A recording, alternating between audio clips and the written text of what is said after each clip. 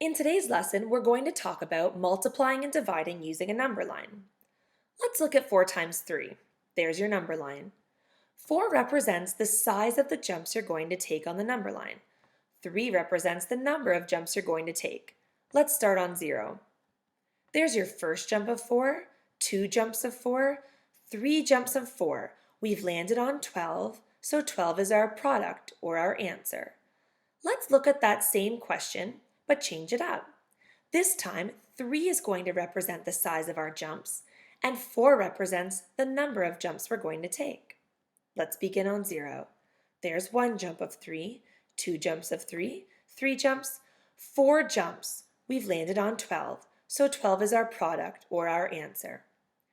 The first 2 examples remind us that 3 times 4 is the same as 4 times 3, which is called the commutative property. Let's look at division on a number line. 12 is where we're going to begin. 3 represents the size of the jumps. The number of jumps it takes to get us to 0 is our quotient or our answer.